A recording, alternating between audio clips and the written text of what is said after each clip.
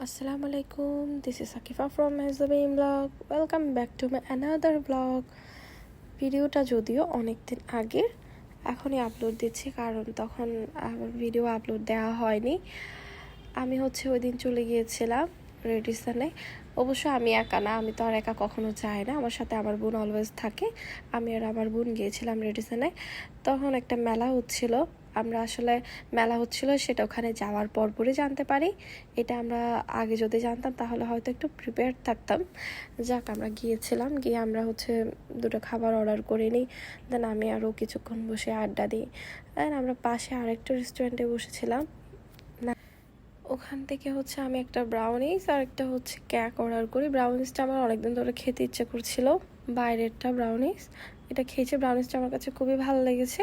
কেকটা নাহিন নিয়েছিল আর কি, কেকটা ও খেয়েছে, ব্রাউনিসটা আমি খেয়েছি। আমার চকলেট ফ্লেভারটা এমনিতেই পছন্দ, ব্রাউনিস তো একদম পুরোটাই চকলেটের, তাহলে এটা তো আমার আরও পছন্দ হবে, তাই না? কে কে ব্রাউনিস পছন্দ করেন একটু বলবেন।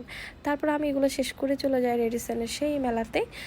আমি প্রথমে সবগুলো ভালো করে ঘুরে দেখি। আমার কাছে মনে হয়েছে আসলে সব কিছু অনেক রিজনেবল প্রাইসেই পেয়েছি আমি যা যা নিয়েছিলাম আর কি। আমি আর আমার বোন ড্রেস নিয়েছি আর কিছু জুয়েলারিস নিয়েছিলাম। দেন আমি বাসায় চলে আসি। বাসায় এসে একটা সুন্দর ভিউ ছিল বাইরে, ওটার একটা ক্লিপ নিয়ে নিই।